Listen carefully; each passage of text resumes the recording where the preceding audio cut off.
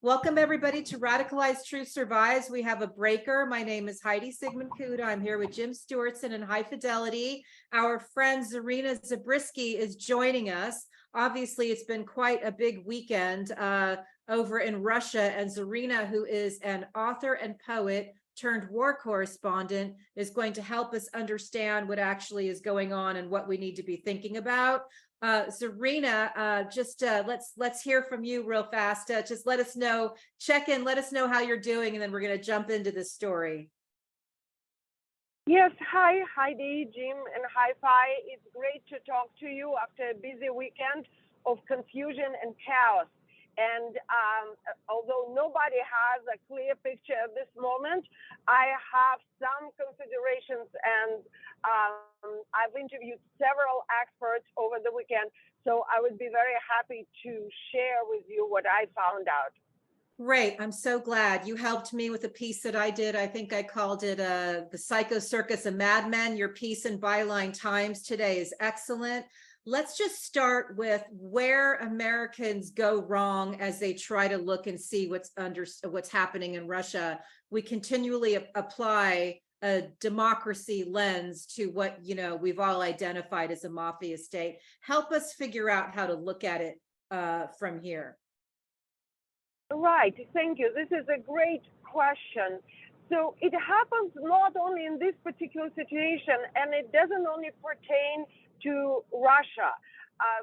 Generally, people by nature are prone to project their viewpoint on others, and it happens collectively. So when something is going on in one country, the other country would project its history, its system of values, and its mentality on the analysis. And this is what we see a lot when experts in the West, analysts, political consultants are giving their overviews of what is happening in Ukraine, and in this particular case, in Russia. The mentality in every country is different. The crucial thing to understand about the Russian Federation, it is not a democracy. It has never been a democracy. And at this moment, it's a fully fledged fascist dictatorship. And for instance, what does it mean, right? For instance, people were asking me over the weekend, during the so-called mutiny, the rebels killed 13 Russian military pilots, actually. So now that it's all over, how would Putin, who dropped all the charges against the person who started the mutiny, Evgeny Prigozhin, how will he explain now that Prigozhin is not charged? Well, the question itself is wrong. It doesn't apply to the situation because Putin, unlike, say, Biden or Macron, doesn't have to explain anything. He's not an elected official. He is a dictator who's been in power for 25 almost years, and he does whatever he wants, and that's how dictatorship works. No explanation needed. Okay, excellent.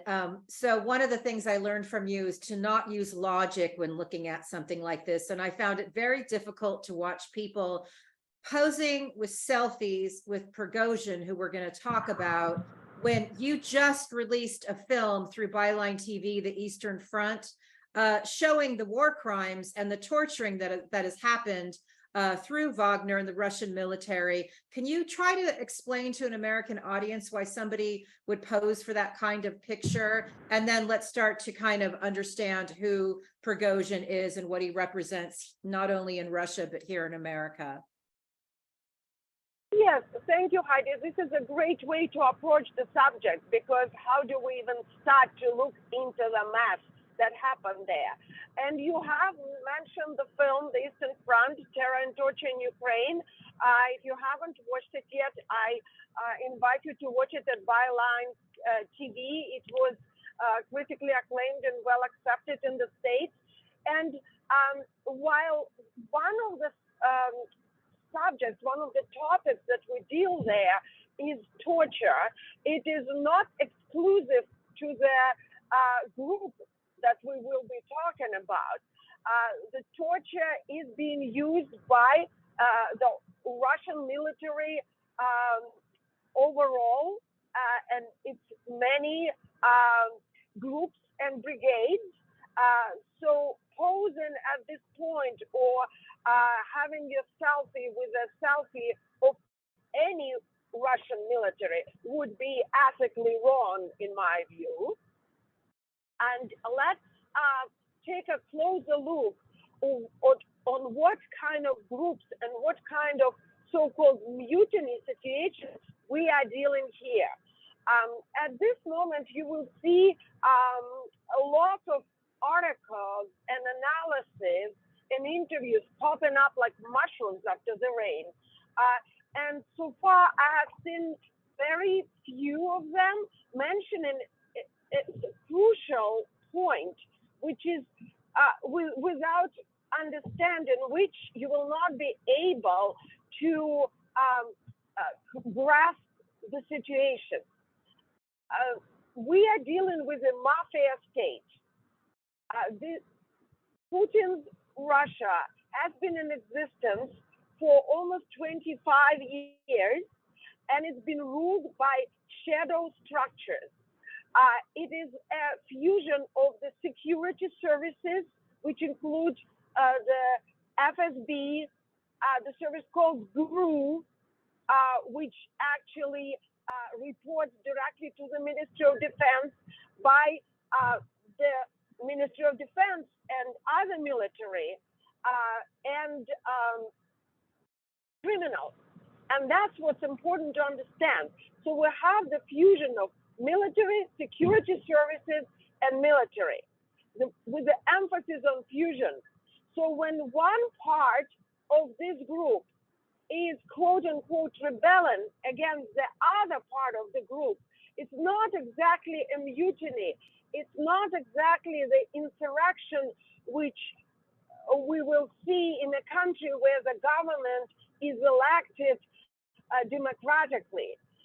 We are dealing there with the inside of the same mafia structure. And let's look a little closer at why am I saying this.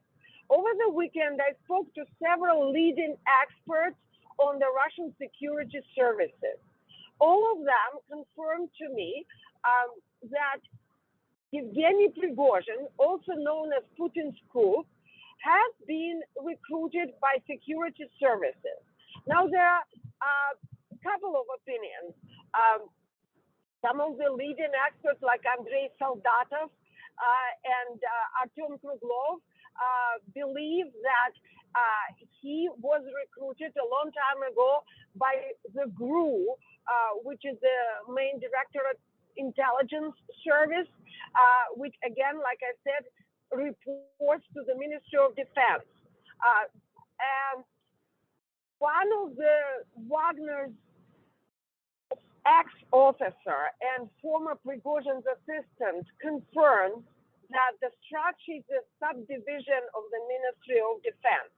There is another opinion expressed by Yuri Tilshtinsky, a very well-known historian with expertise in the secret services in Russia, believes that Prigozhin was recruited by the FSB while he served his term in prison in the 1980s. He served for 9 years for robbery.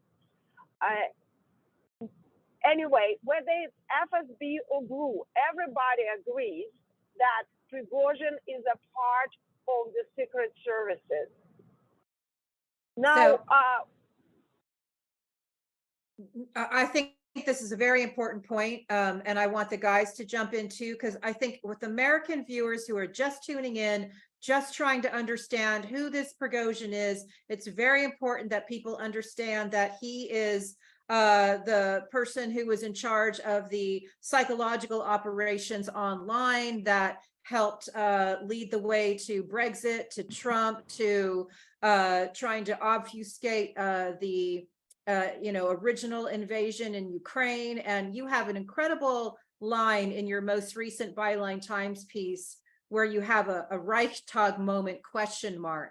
And you say, like the monster created by Dr. Frankenstein, Kruglo believes that Wagner outgrew the Kremlin's initial plan and presented a threat to its creator. That's a very interesting point. Can you kind of give us more information on that, or what you actually think about that? Well, I'm quoted here Artem Kruglov, who is a popular blogger currently in hiding. We don't know where he is. He's been the Russian opposition blogger for a long time, and I've been interviewing him for Byline Times for quite a while. So that was a quote from him, and I agree with that. So to continue explaining how it works, you will see in most pieces written about the events of this weekend, calling the group in question private military company, PMC Wagner. Let's deal with the title because it really, really clarifies the nature of this arrangement, its origin. It is not a private military company. It is not private, first of all. The company is a subdivision of the Military of Defense, which was confirmed by the former soldier, former officer of Wagner Group, Marat Gabaydulin. He used to be Prigozhin's assistant and worked for his headquarters. And there are a number of other experts who confirm that this group has been created and funded by the Kremlin's money, by the Ministry of Defense. They are using the polygon, a training ground in Molkino, which is, again, the Kremlin's, the state property, and formerly belongs to the Ministry of Defense. Now, the convicts that Prigozhin has been recruiting for the service in Wagner are being delivered to the war zone by the Ministry of Defense aircraft.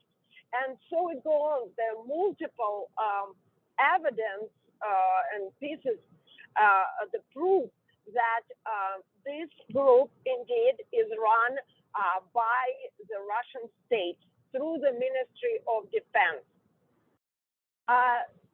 So we are not dealing again with a mercenary group, which is, by the way, is illegal in Russia. It's illegal to recruit for PMC, for private military company. It's illegal to participate in it. And there's an article in the criminal court against it. However, because this structure is under the protection called the Russian Krisha of the Kremlin, it is allowed to get away with this arrangement. It is even allowed to be called a private military company or mercenary group when clearly such arrangement is illegal. Now let's see the name Wagner. And this goes for those who want to pose with Prigozhin or any other member of Wagner. Wagner indeed was started not by Evgeny Prigozhin, by Dmitry Utkin, which is not mentioned too often because he's a confirmed open neo-Nazi.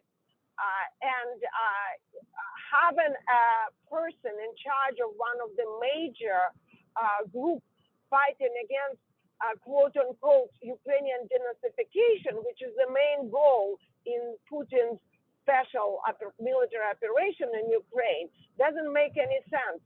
So the focus and the light is on Prigozhin, who's basically a front man for the Ministry of Defense, and also In his shadow stands Dmitry Utkin, the neo-Nazi, whose code name is Wagner, which is a reference to Third Reich, because Richard Wagner was Hitler's favorite composer.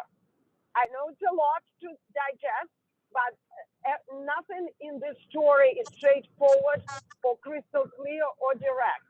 We are dealing with a neo-Nazi group that is a subdivision of the Russian Ministry of Defense. And during the full-scale invasion in Ukraine, starting on February 2022, this group has grown significantly. If before, this group was used as a cover for the Kremlin in places like the Crimea in 2014 or Eastern Ukraine 2015, later in Syria, basically in places where the Kremlin didn't want to be seen, where the Kremlin denied any participation or any presence. Now this group called Wagner has been openly deployed to the war zone, to the hottest spots of the front in Ukraine, in particular in Bakhmut, where this group spent about 9.5 months trying to storm a small town. For these purposes, Prigozhin was flying to various penal colonies and prisons in Russia and recruiting the convicts, recruiting the criminals who are still serving their sentences. In exchange for their freedom, they would have to fight in the war zone in Ukraine. These convicts were trained either in penal colonies or in Molkin on the polygon belonging to the Ministry of Defense. And then the Ministry of Defense would use its own aircraft to fly these convicts to Ukraine. So now you see, as layer by layer, we add up a group of convicts led by openly neo-Nazis, structure of the secret services responding and reporting directly to the Ministry of Defense and Putin. This group is now said to rebel against its mother structure. I would like to add another layer, if I can, to this onion, Zarina. For any Americans who are thinking about having a selfie with fucking Prigozhin, I would like to point out that Prigozhin was in charge of the Internet Research Agency. The Internet Research Agency conspired with Americans to swing the 2016 election with a whole bunch of Russian accounts all over Twitter and Facebook and everywhere else. It's at this point finally well documented. So Prigozhin is not only a war criminal and a neo-Nazi terrorist and a chef or a cook. Let's not call him a chef, he's a cook. He is also an internet warfare specialist who works across the world to help turn over democracies, etc., not just physically, but on the internet. Is that what experience do you have with Prigozhin and his psychological warfare in Ukraine? Okay, well, let me, there are a few nuances here. First of all, Prigozhin himself is not a neo-Nazi. He actually comes from a Jewish Russian family. No, I understand. I understand, but he's yeah. in a neo-Nazi terrorist group. He is. He's the front for it. He's the owner, and he's. Let me put it this way: the interest of this individual is not ideology. He's in it for money and power. Any ideology could apply. So when I'm talking about neo-Nazi, we're talking about Dmitry Utkin, whose code name is Wagner, and some other soldiers and recruits of Yeah, I mean, all Wagner their group. symbology is very neo-Nazi as well, right? I mean, they're Right, you know, right.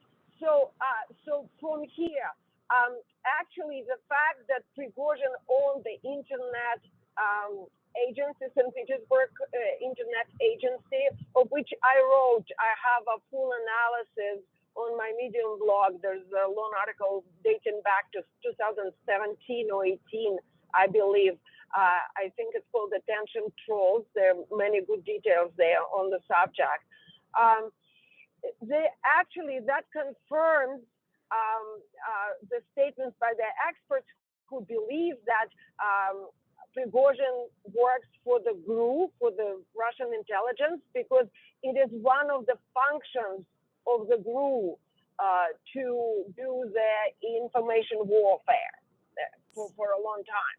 So let me ask you, Zarina, are you saying that he's also the front man, just like you're saying he's the front man for Wagner? Is he also the front man for the IRA and these types of attacks on democracies? Exactly, exactly. He's not himself trolling anyone. He's just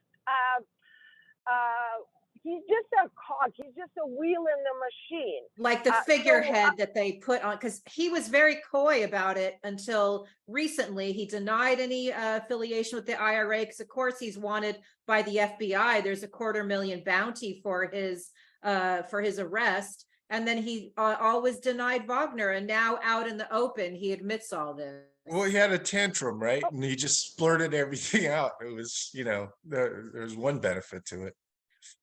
Well, guys, here comes again, it's a good example of applying American mentality to the Russian reality. You are thinking individuals. You are thinking of Prigozhin as a businessman, as a mafia, I don't know, bandit, or just somebody who acts on his own accord. This is not so. The way the whole mechanism works in Russia is that it's all interconnected. So in a way, Prigozhin is not an oligarch, just like none of the Russian oligarchs is an oligarch, or they don't own their own money. They work for the protection, which is called krysha, literally the roof. And in exchange for their life and their security and their well-being and their money, they are providing number of services and number of functions than the Kremlin and Putin's government need to operate their mafia state. So the Internet Troll Agency is just one of them. So is the Wagner Group or other military groups. So each, there will be other oligarchs who would be running and funding the press, the mass media. There would be, say, Malafeyev, for instance, another oligarch. His function is to support the proxy war in Ukraine and do it with the Russian Orthodox Church in mind. So each particular so-called oligarch will be functioning as a part of this machine. And the main word to remember here is the krysha, the protection. And there's also another important thing to understand. The money is not individual. They have to give a part of their profits, a part of their property, their wealth to the communal fund. And that's from where the agencies like the GRU, the intelligence, or FSB are operating. So Prigozhin receives the contracts from the Ministry of Defense. He's been the main supplier of food for the Russian army. This money he invests in the Russian bank and launders the money, and then part of this money is going into the projects like Wagner or internet agency. Does it make sense? Yes, it does. High five. Okay, so here's my question. I used to watch professional wrestling as a kid, and what this entire thing has felt like to me is a wrestling plot line. Everybody's playing a role. It's all kayfabe, and nobody knows how this is going to end until they execute the next part of their plan. Until the next act hits the stage, we have no idea what they're going to do. All we can do is continue to watch the players. How do you feel about that as an assessment?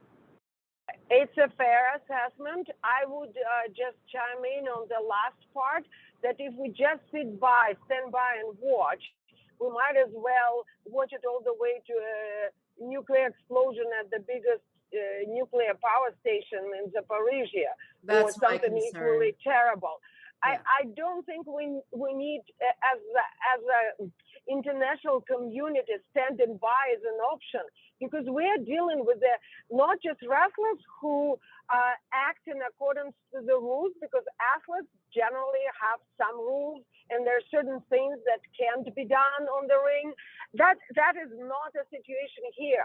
We are dealing with criminals. In Russian, the word crime is преступление, which means to crossing over the line. So these are people who crossed the line a long time ago. Not only they crossed the line, it is so far away from them that there are no lines. It's another Russian word, беспредел, which means no limit. There is no limit to the lawlessness. It's a wild jungle there, and they can do anything possible to destabilize our world and anything possible for them to survive. Whether it will be each particular actor there, like Putin or Prigozhin, or whoever takes charge, we don't know. But rest assured that they will not stop to destroy the world to save their own life. So as a follow-up, as a follow-up, Zarina, I think when I say watch, I don't mean sit by and do nothing. I mean the United States, NATO, whoever can, needs to be pouring weapons into Ukraine, specifically F-16s, Apache helicopters, ATACMS. These, regardless of who ends up on top in Russia, they need to be stopped. Just period. Agree? That was actually my question, Zarina, because how does Ukraine take advantage of this psycho circus right now, or can they? Because obviously, when we talked over the weekend, my huge concern is we went from Thursday being worried about the potential of a nuclear attack to Friday having this madness unfolding in Russia, to now it's Monday, and how does Ukraine take advantage of this chaos? And are you concerned again about the potential for nuclear attack? Because I mean, I guess that is my fear, quite frankly. Well, I obviously don't have an answer to what exactly Ukraine or anybody else should do, and I don't think anybody in this world does have this answer. However, the nuclear threat didn't go away. In fact, this morning, by European time, the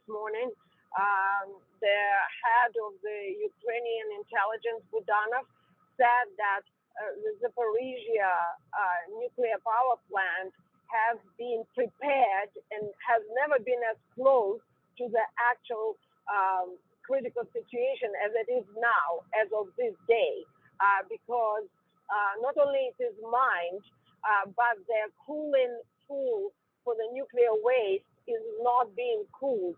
So we might be talking just hours here before a major nuclear disaster hits. And they've been preparing for it for months. I've been covering the Zaporizhia nuclear power plant threat about a year ago. So it's been a project that they've been working on. Besides, there is another concern with Prigozhin's sudden alleged return, or rather journey to Belarus, where the nukes were recently transferred by Putin, is also a red flag and threat, because now the whole Wagner group will be in Belarus, about 200 kilometers from Kiev, and in close proximities to this newly acquired nuclear tactical weapon in Belarus. Indeed, one of the people I spoke to over the weekend is a former Russian military spetsnaz who ran away, and I'm actually working on an interview with him, which is going to be a bomb, really. But he said that it could be a maneuver, it could be a distraction. And I am watching, and I would advise anyone to watch over something happening for which this whole mutiny, quote unquote, was just a screen, just a distraction. Can I point out for anyone who doubts that Putin might actually do something at Zaporizhzhia, that as you've covered very well, the war crime of destroying the Dnipro River Dam should show everyone, despite the fact that the Western media effectively ignored this war crime, should show everyone that he's perfectly capable of creating a nuclear catastrophe on his own doorstep. A very good point. And also I want to add that I've been doing research at Chernobyl alienation zone, September 2022. I was there to research whether the Russian soldiers actually were digging trenches in the most radioactive contiguous zone in the alienation zone. And in fact, they did. And while they were there, they did many things that endangered Europe, again, because there's still nuclear waste in Chernobyl nuclear power plant station, which many people don't understand. So not only they're very capable of it, they actually avoided a major disaster by pure chance. I just want to point out to RadPod viewers that Zarina has been on our show multiple times, and I think it was episode 59, where we talk about her trip to Chernobyl, which was really fascinating and very, very important. And also, it's a very good example of Russian leaders' history of lying to their people. And that's kind of where we started this conversation. We can't expect, any truthful stories to come out of the leadership of the Kremlin. We can expect a lot of lies and obfuscation, because that's what we've been seeing. Zarina, one really fascinating thing that I wanted to bring up, because it pertains to what we do on this show, is that when everything was happening on Friday night and everybody was watching this circus unfold, one thing that was very interesting to me personally was that all of the pro-Kremlin actors in America, the Russian actors, the politicians who are pro-Kremlin, they were all quiet. They were all silent. They did not know what to do with their hands, and they had nothing to say. And it wasn't until the next day when the official, oh, everything's okay now and Prigozhin's going to go to Belarus, did they start saying, oh, Biden funded the coup and Hillary or whatever bullshittery they did. But it was just so interesting to see that the propaganda, what we all call Votniks here, didn't have anything to say. They were quiet. And that is probably something that you can explain to an American audience better than I can. And again, that's an excellent point, Heidi. Absolutely true. And the reason for it is that it would be just plain dangerous to say something. Unlike here in the States, say, or somewhere in Europe, where I do podcasts quite a bit, and we usually follow the events right away. And here we are, just four of us, speaking our minds, making suggestions, asking questions. We're not afraid to make a mistake, possibly something that I have found out at this moment will prove to be wrong. It usually happens in reporting. And then what we will do, we'll go back and we'll say, very fine, here's the correction, and explain what had happened. None of this is possible back in the Russian Federation, or probably North Korea, for all I know, or somewhere in China, because there they have a factory of lies. The news agency receive their instructions. It's a known fact, and there's evidence there. Photos of their instructions that are being handed over to them every week, which says which subjects to cover, which subjects not to cover, and what particular phrases to use or not to use. And this is a part of this combat propaganda that I was unfortunate enough to be forced to study in Leningrad State University. So when these agents are not handed an instruction, and they were not probably handed such instructions because their superiors were too busy figuring out what they're supposed to say, because there's always obviously some fighters, something went wrong there, or possibly not completely to be ruled out, the silence was a part of the whole staging. We don't know, we might not ever know.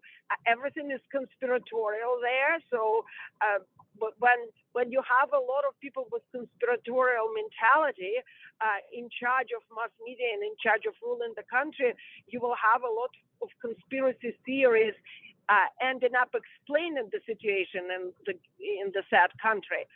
So the people on the bottom of this food chain will just wait for the instructions and not come up with their opinions, because if they do, they might just end up either in prison or occasionally be even killed by break on the head in front of their houses, apartments. That is just freaking fascinating. I've got two more things before we let you go, and maybe the guys have something else, but really quick. Jim posted something over the weekend from Robert Kennedy Jr. About how he was saying on a show that Prigozhin had gone into Africa to help African people.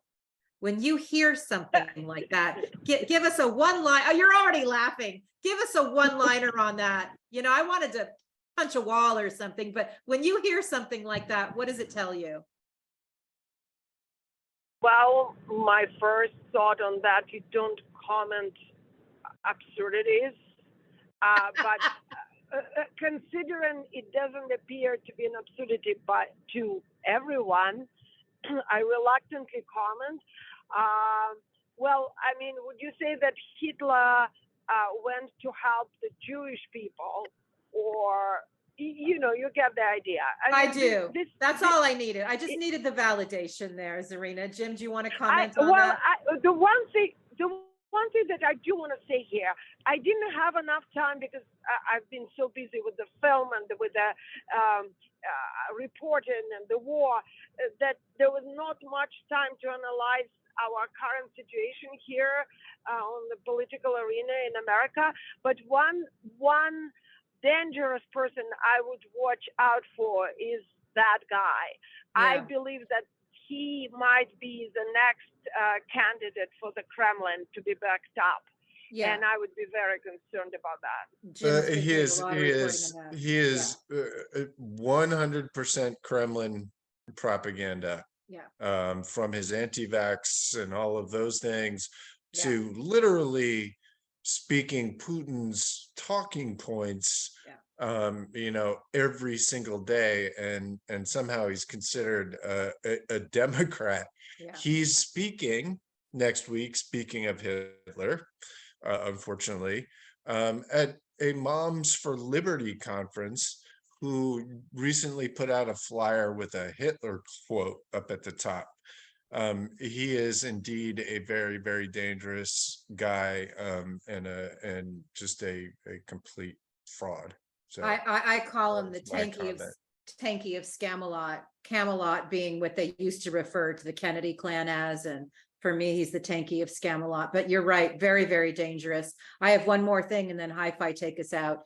At the end of your Byline Times article, you wrote, Russia has a long tradition of meaningless and bloody riots, ending in a series of genocide, civil wars. The country seems to be stuck in the eternal return of violence and unfreedom, like a tank in the circus. Obviously, that image of the tank being stuck between the two pillars with circus advertising is a perfect metaphor for this moment in time. But can you just give us a sentence on that and your thought process there? Well, nothing reflects the situation better than this tank, which first nobody, well, not nobody, but I couldn't quite figure out whether it was the Russian military or Russian military, which is Wagner Group, got wedged literally between the big bright circus boards with the elephants, with the bulls and tigers, and it says in Russian, a lucky ticket. I mean, like, whoever is writing or designing this background must be a genius. And mind you, I'm not a believer, but that it just sometimes you can't think of a better visual metaphor. Being stuck, this force, the tools for murder, for mass murder, and the circus element, this joker would be in American the obvious association connotation. It is a deadly joke. It would be funny if there were not at this point hundreds of thousands killed. So do you laugh at this joke? Or is it a defense mechanism to be laughing at a joke like this? Or should we cry that anything like this is actually possible? I do not know. So here's how I'm going to take us out. I don't think we should pay attention to the joke at all, and we should continue forward as we have been. I think every democracy in the world should be supporting Ukraine and arming Ukraine. And if anything, NATO should be strengthening its Eastern Front, ready to capitalize on whatever turmoil hits Russia, if any, and Slava Ukraine. Well, Heroim Slava, I agree. The NATO should be watching and be prepared, because if we have a group of criminals, like literal convicts of the prison bench, like within the last few months, in charge of the nuclear power, the NATO should be in on that as well, I believe. I agree. Thank you so much, Zarina, for your time and for this breaking news special. We will keep our eye on all of these developments. Please go see the Eastern Front. You can see it at byline.tv right now. Read Zarina's work at Euromaidan Press, as well as Byline Times and Byline Supplement. And we just are so grateful for all that you do. I want to add that for anybody who's interested in the war reports, I do daily reporting together with my colleague, the former Norwegian military attaché in Ukraine, Hans Mittenhope, and we share them daily on euromaidanpress.com. That's a Ukrainian outlet in English around since 2014, and we have this full reports that incorporate the British intelligence, the American Institute of Study of War, the Ukrainian General of Staff, and a lot of other good things along with the maps. So it's there daily. Watch for it. And thank you so much for having me, Heidi, Hi-Fi, and Jim. Thank you for doing what you're doing. And let's hope for the best. Slava Ukraini.